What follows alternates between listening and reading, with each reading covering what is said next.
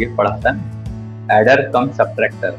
अगर ये एडर की 4 बिट की आईसी है, इसको सिर्फ सब्ट्रैक्टर बनाना होता तो क्या करते हैं, क्या कर सकते थे बताओ? सिर्फ सब्ट्रैक्टर बनाना, कुछ नहीं, मैं इन्वर्टर लगा देता यहाँ पे, जो कंट्रोल्ड इन्वर्टर है उसकी बजाय सिर्फ इन्वर्टर लगा देता, ताकि ये B0, B1, B2, B3 इसको लगा देता, इसके यहाँ कॉम्प्लीमेंट आ जाता और इसको 1 कर देता, तो A plus B complement plus 1 यानी कि A माइनस B हो गया रहता।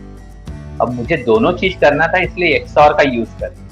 अगर सिर्फ सब्ट्रैक्टर बोला होता तो A plus B complement plus 1, और B कॉम्प्लीमेंट करने के लिए मैंने इन्वर्टर लगा दिए, 1 करने के लिए कैरी इनपुट में 1 दे दिया, पर मुझे कंट्रोल्ड वे में एडर ऑब्लिक सब्ट्रैक्टर करना था, इसीलिए ये किया है। अब देखो यहाँ पे नॉमेनक्लेचर कैसे रहता है, ये ऐसे जब भी जैसे लिखा है यहाँ पे, आप देख रहे हैं यहाँ पे ऐड के ऊपर एक बार दिया, जब भी ऐसा दिया रहता है ना इनपुट में, इसका मतलब होता है लो एक्टिव, यानी जो नाम लिखा है फंक्शन वो लो एक्टिव है। क्या मतलब हुआ उसका कि सब लिखा है अगर तो ये हाई एक्टिव है, अगर ऐसा लिखा तो हाई एक्टिव यानी क्या, सब यानी सब्ट्रैक्ट करेगा कब, जब इसको 1 देंगे, जबकि ऐड के ऊपर बार दिया है तो ये कब ऐड करेगा, एडिशन कब करेगा, जब इसको बार दिया है मतलब 0 देंगे, बार दिया है इसका मतलब 0 का कॉम्प्लीमेंट होके 1 मिलेगा, ऐसा मीनिंग होता है। जब भी ऐसा इनपुट में अगर बार दिखा हुआ रहा तो इसका मतलब होता है लो एक्टिव, ये जैसे इसको नहीं बार दिया है तो ये हाई एक्टिव, ये ऐसे समझना चाहिए। अभी इनेबल वगैरह वगैरह में ऐसी चीजें आती हैं। सो लेट अस से अब हमने क्या कर दिया, सब्ट्रैक्टर कर दिया। अब हम चाह रहे थे कि सपोज मुझे बीसीडी एडर बनाना है, तो बीसीडी एडिशन में क्या थे, हमारे 3 कंडीशन रहते बीसीडी जब ऐड करते हैं, याद आ रहा है क्या? चलो बताओ 3 कंडीशंस क्या आती है बीसीडी एडिशन में। एक, जब सम यानी जब भी बीसीडी एडिशन करते हैं, एक बीसीडी को दूसरे बीसीडी से करते हैं, तब sum less than equal to 9 रहता है और कैरी जनरेट नहीं हो रहा है, मतलब कैरी नहीं generate, carry is not generated या कैरी इक्वल टू 0। तो यहाँ पे हम कुछ भी ऐड करने की जरूरत नहीं, जो एडिशन आता है वही अपना रहता है। मतलब अगर मैंने 0011 इसको 0001 यानी कि 3 प्लस 1 किया तो 4 आना चाहिए, तो ये अपने आप आ जाता है। ये देखो बीसीडी एडिशन किए तो ये बराबर आ गया, क्योंकि ये जो सम आया है इसमें कोई भी कैरी जनरेट नहीं हुआ, तो इसमें कुछ करना नहीं पड़ता आपको करेक्शन। लेकिन वही एक दूसरा आता है कि सम ग्रेटर देन अगर 9 है, इवन कैरी 0 भी है, नो कैरी इज आउटपुटेड, आपको एक ऐड करना पड़ता है। क्या ऐड करना पड़ता है, याद करो, 6 ऐड करना पड़ता है, बराबर है ना।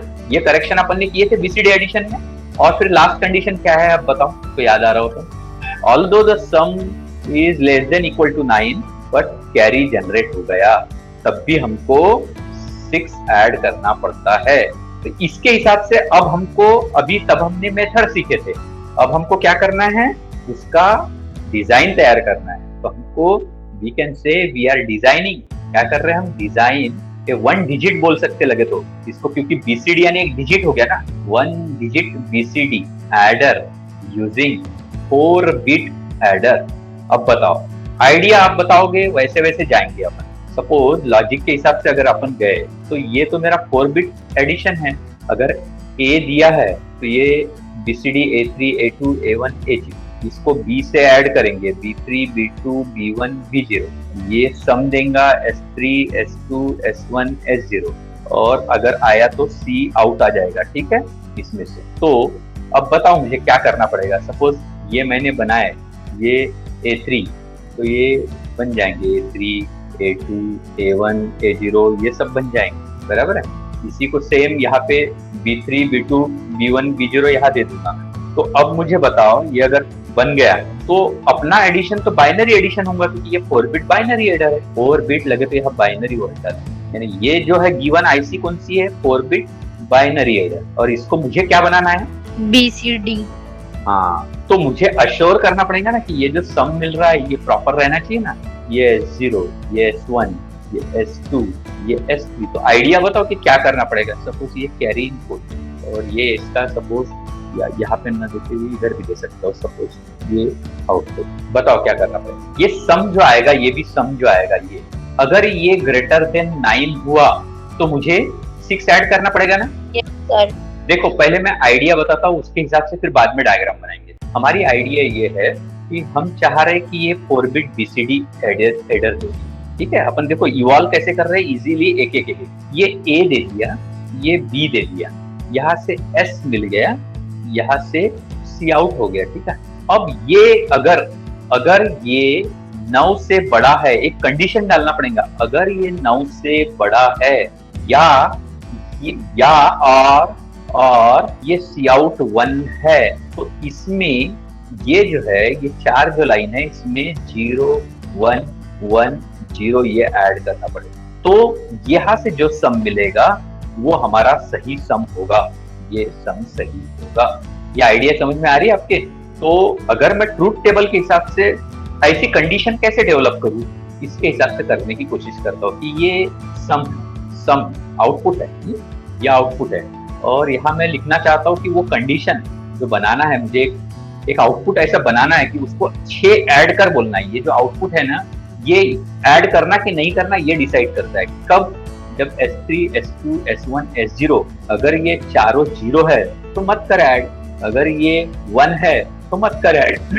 ऐसा करते करते 1 0 0 1 है तो डोंट ऐड इट, बट जैसे ही 1 0 1 0 हुआ तो ऐड करना चाहिए ना। तो इसको ये डिकोडर लॉजिक बना रहे हैं, ये डिकोडिंग लॉजिक बना रहे हैं कि कब ऐड करना चाहिए। तो जब ये इनवैलिड BCD आएगा तब इसने ऐड करना चाहिए। ऐसे करते करते अगर ये 1 1 आया तो इसने ऐड करना चाहिए। तो इन कंडीशन पे हमको ऐड करना है। या और अगर वो C आउट इक्वल टू 1 हुआ तो क्या क्या कंडीशन हो गई? या तो इसमें से और C आउट इक्वल टू 1 हुआ तो ये कंडीशन का हमको एक्सप्रेशन चाहिए y का। तो कैसे बनाएंगे? केमैप लगा दो आप, इसको केमैप से सॉल्व करो। कि सपोज ये जो है, ये केमैप बनाया मैंने, ये जो सम आ रहा है पहले 4 बिट एडर से, ये वाले 4 बिट एडर से जो सम आ रहा है, इसको करेक्शन की जरूरत है। कब करेक्शन की जरूरत है? वो कंडीशन निकाल रहे हैं, और क्या करेक्शन की जरूरत है? 6 ऐड करने की। वो 6 कब ऐड करना है हमको, उसकी कंडीशन हमको अभी निकालना है। वो y कब हमने 1 किया है? की सम 9 से ग्रेटर है तब। हाँ बराबर, ये 10 11 फिर 12 13 14 15 इतने ही है, बाकी सब इसमें मत करो बोलता है वो, यहाँ पे ऐड मत करो। सिंप्लीफाइड हमको एक्सप्रेशन चाहिए y के लिए, तो y के लिए सिंप्लीफाइड एक्सप्रेशन ग्रुपिंग कैसे करोगे? 12 13 14 15 एक ग्रुप बन गया, और 14 15 11 मिल गया। तो y इक्वल टू क्या मिल रहा है? एक तो मिल गया मुझे, यहाँ लिखना चाहिए था S3 S2 S1 S0, एक तो मिल गया S3 S2। इसका मतलब कि y should be 1 when S3 and S2 both are 1, और ये वाले इससे क्या मिल रहा है? S3, और यहाँ मिल रहा है S1। ये कंडीशन मिल गई हमको। क्या कंडीशन मिल गई हमको? कि y इज एक ये कंडीशन, और जब C आउट इक्वल टू 1 है। अब इसमें से हमारा आइडिया आ गया, क्या करने वाले हम? देखो हम क्या करने वाले, हम कुछ नहीं करेंगे, हम यहाँ पे और एक एडर लेंगे, और उसको ये S3 S2 S1 S0 लगा दिया, और ये जो 4 इसके इनपुट है A वाले, इसको हम क्या कर लेंगे, इसको 0 देना है तो इसको तो ग्राउंड कर दिया मैंने, इसको 0 लगा दिया, इसको 0 लगा दिया, और ये दोनों को 1 दूंगा मैं, तब ये 0 1 1 0 होगा, इसको 0 कर दिया, ठीक है, और इसको 1, ये 6। लेकिन ये कब करना है, ऐड कब करना है हमको? ये 6 अगर ये वाली कंडीशन सेटिस्फाई हो, यानी कि ये बनाना पड़ेगा आपको। यानी क्या कर रहे हैं हम लोग, कंडीशन ये देखो, ये कंडीशन हमारी ऐसी है, ये यहाँ से हमने S3 S2 S1 और S0 यहाँ दे दिया। ये जो भी आउटपुट आया था, अगर ये लेस देन 9 है, लेस देन इक्वल टू, तो कुछ मत ऐड कर। लेकिन अगर ग्रेटर देन 9 है और ये C आउट जो है ये अगर 1 है, तो इसमें 6 ऐड कर, ऐसा लिखा है। तो वो कंडीशन कैसे बनेगी? वो कंडीशन हमारी ये है, ये वाला एक्सप्रेशन जो चाहिए हमको, ये अगर हमारे पास कंडीशन है तो हमको वो करना पड़ेगा। तो हमको वो डिकोडिंग लॉजिक यहाँ बनाना है। क्या डिकोडिंग लॉजिक बनाना है? S3 S2, इसका मतलब ये है कि हम यहाँ से अगर ये S3 है, ये S2 है, ये S1 है, S0 है, तो S3 S2 इसका एक एंड करेंगे, S3 और S1 इसका एक एंड करेंगे, इनका और करेंगे, और ये C आउट भी अगर 1 रहा तो भी और दिस, और ये सी आउट भी 1 रहा तो इसको भी यहाँ पे और में डाल दो, और ये अगर 1 हो गया, ये अगर 1 हुआ तो मैं इसको, ये 1 हुआ तो ये 1 इसको दे देंगे। इससे क्या होगा, अगर ये 1 हुआ तो यहाँ क्या बन जाएगा 0 1 1 0। पर सपोज लेस देन 9 रहा, लेस देन 9 रहा तो ये 1 नहीं होगा, मतलब यहाँ 0 आएगा। सी आउट भी अगर 0 रहा तो भी ये 0 आएगा। तो इसका मतलब क्या ऐड होगा यहाँ पे 0 0 0 0। जब करेक्शन की जरूरत नहीं तो 0 ऐड होगा, और करेक्शन की जरूरत है तो कितना ऐड होगा 6 ऐड होगा। 0 1 1 0। हाँ 0 1 1 0 यानी 6 ऐड होगा। इसका मतलब यहाँ से अब जो आउटपुट निकलेगा यहाँ से ये BCD एडिशन होगा।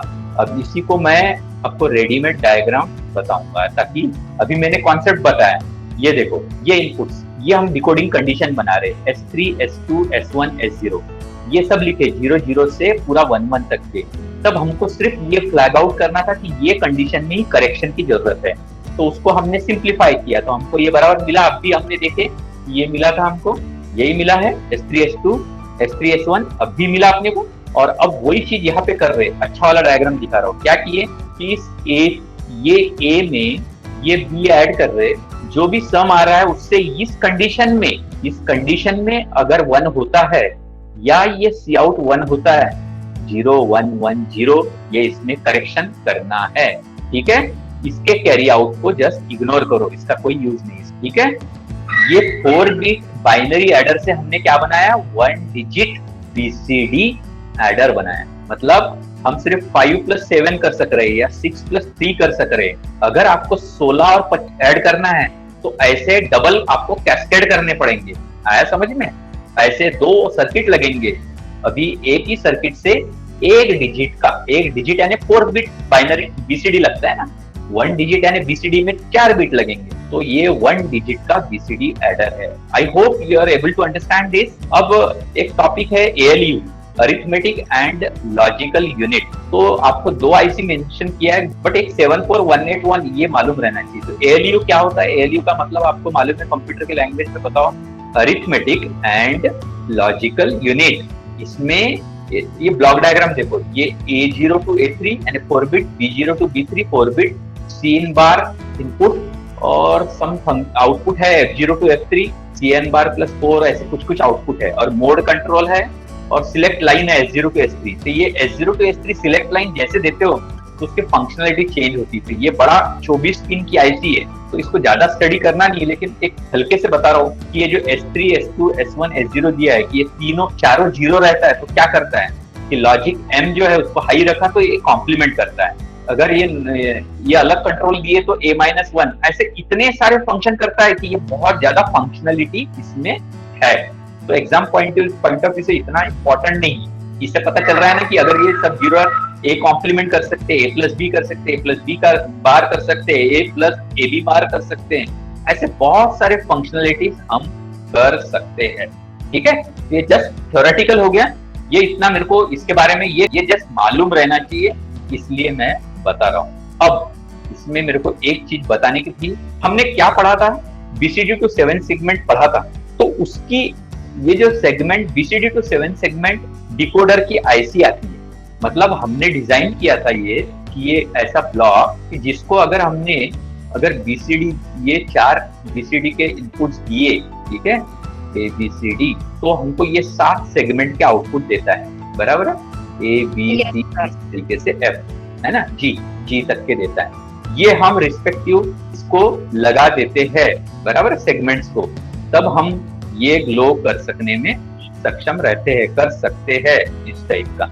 तो इसकी IC है, पर अब 2 अलग अलग IC रहेंगी, बहुत सारी IC है, पर उसमें से हम लोग एक 7447 और एक 7448 ये IC आपको है, एक कॉमन एनोड के लिए, एक कॉमन कैथोड के लिए। तो जानबूझ के आपको आइडिया आना चाहिए करके मैं जस्ट थोड़ा सा बताता हूँ कि उसमें क्या रहता है, वो आपको स्टडी करना पड़ेगा। ठीक है, तो जस्ट आइडिया आने के लिए मैं आपको दिखाता हूँ कि क्या रहता है वो IC। ये दिख रहे हैं आपको ये IC, ये है 7447 वाली। आपको क्या क्या दिख रहे हैं यहाँ पे, ये VCC दिख गया, ये VCC है, ये ग्राउंड है, और क्या इनपुट्स लगेंगे, 4 BCD के लगेंगे, ABCD के 4 BCD इनपुट, ये BC और ये AD, ठीक है।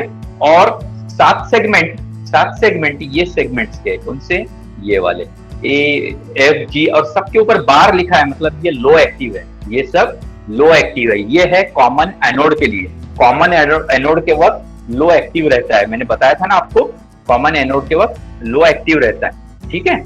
अब इसमें नई चीज क्या है, इसमें देखो ये देखो कौन कौन से नई चीजें हैं। एक यहाँ लिखा है LT और ये BI-RBO दिखा और ये RBI दिखा।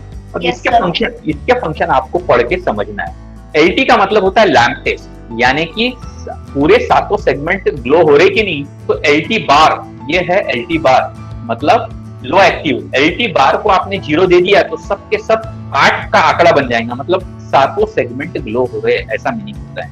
हाँ, और BI और RBI और RBO का फंक्शन आपको थोड़ा सा खुद कोशिश करना है। होता क्या है, जैसे ये सेगमेंट है, देखो ये चारों 0 दिया तो 0 दिखा रहा है ना, इस पे मैं सिर्फ कर्सर मूव कर रहा हूँ तो ये हो रहा है। ये 1 पे दिया तो 1 डिस्प्ले हो रहा है, ये 2 पे दिया तो 3, ये इस पर ये वाला इनपुट दिया 0 1 0 4 5 6, इस तरीके से ग्लो होंगे। हाँ, और नॉर्मल ऑपरेशन में BI RBO और RBI ये सब 1 करके रखना पड़ता है, LT को भी 1 करके कर रखना पड़ता है। दिख रहा है ना ये सब, यहाँ पे ये वाले दिख रहे हैं ना, ये सब 1 करके रखा है, नॉर्मल ऑपरेशन के लिए ये सब 1 करके रखा है ना। कौन कौन सी चीज, लैम्प टेस्ट वाली LT, BI यानी ब्लैंकिंग इनपुट, RBI यानी रिपल ब्लैंकिंग इनपुट और रिपल ब्लैंकिंग आउटपुट। अब इन सब का यूज कहाँ आता है, थोड़ा आइडिया देता हूँ, बाकी सब आप खुद जानकारी निकालेंगे। अब देखो LT का यूज चेक करना है तो उसको ग्लो थोड़े टेम्पररी LT को लो करके देखे तो 8 डिस्प्ले हो जाएगा, और जब उसको नॉर्मल यूज करना है तो उसको 1 लगा के छोड़ देते हैं। RBI को चेक करना है तो उसको लो देना पड़ता है, देखिए उसके ऊपर बार है, हाँ तो वो लो एक्टिव है, और नॉर्मल ऑपरेशन में उसको 1 करके रख देना पड़ता है। RBI का भी वैसे ही है, लो एक्टिव है। अब इसका कैसे बाकी फंक्शनलिटी रहते हैं, थोड़ा सा मैं उसके ऊपर आइडिया देता हूँ, ठीक है। और आप लोग इतना जानकारी निकाल लेंगे तो कोई ज्यादा डिफिकल्ट नहीं है। मैं आपको और दिखाता हूँ। 7447 IC है और ये लो एक्टिव दिखा रहे, आउटपुट देखो उसके लो एक्टिव दिखा रहे, बबल से दिखाया है, बबल दिखाया मतलब लो एक्टिव, आउटपुट लो, यानी कि अगर एक लो होगा तो ये ग्लो होगा। दिख रहा है आपका, देखो ये कौन कौन सा डिस्प्ले हो रहा है, क्या डिस्प्ले हो रहा है उसके हिसाब से देखो, ये सब बार दिए हुए ABCDEF सब बार लिखे हुए हैं। तो एक कॉमन कैथोड रहता है, एक कॉमन एनोड। ये कॉमन एनोड के लिए 7447 काम में आता है, तो पक्का 7448 फिर जो है 7448 जो है वो कॉमन कैथोड के लिए आता है। ये तो ठीक है, ये कनेक्शन है, ये कैसे डिस्प्ले होता है वो सब बता रहा है वो, है ना। जो रेड हो रहे हैं वो ग्लो हो रहे हैं। क्या डिस्प्ले हुआ, 3, 4 जरा गलत है इसमें, इसलिए मैं ये दिखाने वाला नहीं था। 5 डिस्प्ले हो गया, 6 डिस्प्ले हो गया, उस हिसाब से ये सेगमेंट्स क्या है ये बता रहा है। तो उसमें अपन ने 2-3 पिन्स देखे ना, 2-3 जो पिन देखे, ब्लैंकिंग इनपुट और RBI वगैरह, तो मैं थोड़ा सा आइडिया देता हूँ, ज्यादा नहीं। कई बार जब हमको डिस्प्ले करना होता है, सपोज 4 डिस्प्ले लगाए हमने और इसमें हमको डिस्प्ले करना है 12.34, तो हम क्या करेंगे, इसको 1 कर देंगे, इसको 2 करेंगे, इसको 3 करेंगे, इसको 4 करेंगे और इसका डॉट पॉइंटर ग्लो कर देंगे। हाँ, लेकिन अब ये सोचो इधर ये सब है और हम चाह रहे डिस्प्ले करें सपोज 2.34, तो एक पॉसिबिलिटी है कि वो इसको 0 करेगा, इसको 2, इसको पॉइंट और इसको 34। तो हम कभी कभी चाहते कि ये जो लीडिंग या प्रीफिक्स 0 है ये दिखाने की जरूरत नहीं होनी चाहिए, तो उसने 2.34 दिखाने के बजाय 2.34 कर दे। इसका क्या मतलब कि जब 0 आता है तो इसको ब्लैंक कर देना चाहिए, उसने ये ऐसे ही रहना था, यहाँ पे 2 आना था और यहाँ 3 आना था और यहाँ 4 आना था। अब समझे, ये वाला ब्लैंक करना, जब 0 आता है तो ब्लैंक कर दो, तब ये BI और RBI का काम आता है कैस्केडिंग करते वक्त। आया ध्यान में। और सपोज कभी ऐसा रहा कि मुझे डिस्प्ले करना है 4.5, पर कभी कभी कैसे डिस्प्ले होगा वो कि 4.50, या फिर और डिजिट रहा तो 4.500, बहुत सारे डिजिट रहे तो 4.0000, ये इतना अच्छा नहीं दिखता, ये सब कोई जरूरत नहीं है। तो इसको भी हमको कभी कभी ब्लैंक करना रहता है, तो इन सब चीजों के लिए वो पिन्स का यूज होता है RBI RBO का, ठीक है ना। अब आप थोड़ा सा खुद सर्च करना तो आपके समझ में आ जाएगा। BCD2 7 सेगमेंट डिकोडर की IC 7447, और 7448, एक कॉमन कैथोड के लिए, एक कॉमन एनोड के लिए।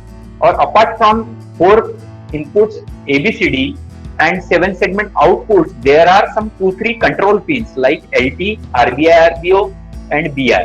तो वो ब्लैंकिंग इनपुट और रिपल ब्लैंकिंग का क्या यूज है आप जरूर पढ़ना।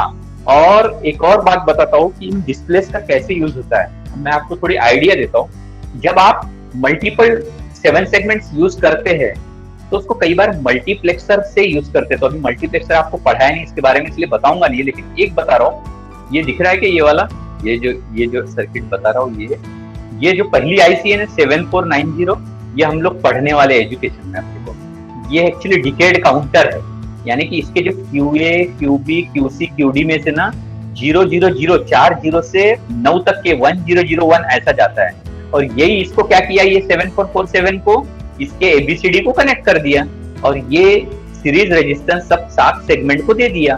तो हमको यहाँ क्या डिस्प्ले होगा, जब अगर 0 जा रहा है तो 0 डिस्प्ले होगा, 1 दे रहे तो 1 डिस्प्ले होगा, 2 दे रहे तो 2 डिस्प्ले होगा।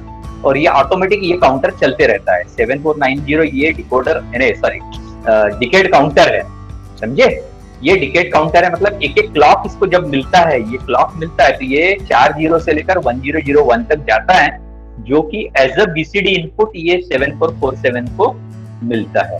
तो हम जो यहाँ पे इस 4 ABCD को जब देते हैं तो देख रहे हैं, जब इसको नॉर्मल यूज करना है तो ये RBO, RBI और LT कहाँ कनेक्टेड है, दिख रहा है कि कहाँ कनेक्टेड है। ऊपर देखो ये यहाँ कनेक्टेड है, ये लाइन काय की है, ये है 5 वोल्ट यानी VCC की। तो फॉर नॉर्मल ऑपरेशन इसको लॉजिक हाई दे देते। जब नहीं इसका यूज करना है तो अलग से इसको पिन निकालो, LT को लो दे दो तो लैम्प टेस्ट हो जाएगा, ब्लैंकिंग इनपुट के काम आएगा तो ब्लैंकिंग इनपुट करेंगे। इस तरीके से बहुत सारे यूज कर सकते हैं। अब जस्ट एक एग्जाम्पल के लिए मैं आपको कोई भी एक चीज बताता हूँ। जैसे समझ लो ये एक मैंने बड़ा किया है, ये जो बड़ा किया है, ये दिख रहे कि ये जो 7 सेगमेंट के आउटपुट, ये सभी डिस्प्ले को उसने कॉमनली पैरेलल में लगा दिया, दिख रहा है। मतलब ये A इसके भी A को दिया, इसके भी A को दिया, इसके भी A को दिया, इसको भी A को दिया, बराबर है। अब ये ट्रांजिस्टराइज से ड्राइव कर रहा है, मतलब क्या, इसके कॉमन पॉइंट को इसको इनेबल करेगा एक सेगमेंट को, अगर वो ऑन किया तो या तो फिर इसको ऑन करेगा, या तो फिर इसको ऑन करेगा, या तो फिर इसको ऑन करेगा। इसका मतलब ये है कि मुझे 1 2 3 4 डिस्प्ले करना है तो एक बार में ये यूनिट डिजिट को ऑन करूंगा और उसको जो डिस्प्ले करना है वो यहाँ से दे दूंगा। फिर थोड़ी देर बाद इसको ऑन करूंगा, इसको जो देना है वो ये दे दूंगा, बाकी सब ऑफ है, फिर इसको दे दूंगा। लेकिन वो इससे फास्टर रेट में करूंगा कि मुझे वो 1 2 3 4 लिखा दिएगा। जबकि क्या होगा, कभी 1 दे रहा है, कभी 2 दे रहा है, कभी 3 दे रहा है, कभी 4 दे रहा है, और वो अलग अलग सेगमेंट को दे रहा है। ये पहले वाले डिस्प्ले को 1 दिया, दूसरे वाले डिस्प्ले को 2 दिया, तीसरे वाले को 3 दिया, चौथे वाले को 4 दिया, लेकिन अलग अलग टाइम पे दिया। तो इससे हमारा पावर सेविंग हो रहा है कि एट अ टाइम एक ही डिस्प्ले ऑन है, लेकिन हमारे आंखों को पता ही नहीं चलता, क्योंकि इससे फास्टर रेट में हम करते हैं वो, कि हमको लगता है कि वो पूरा का पूरा दिख रहा है, जबकि सिर्फ एट अ टाइम एक ही डिस्प्ले ऑन है, लेकिन वो इससे फास्टर रेट पे हम कर रहे हैं कि आपको ध्यान में आता नहीं। तो should I say you are able to understand this, whatever I tried? Yes, sir. So I hope कि everybody is able to understand this topic। और अब हम लोग एक मेजर टॉपिक हमारा कंप्लीट हो गया है। अभी हम थोड़ा मल्टीप्लेक्सर, डीमल्टीप्लेक्सर, ये सब टॉपिक्स के ऊपर जाने वाले हैं।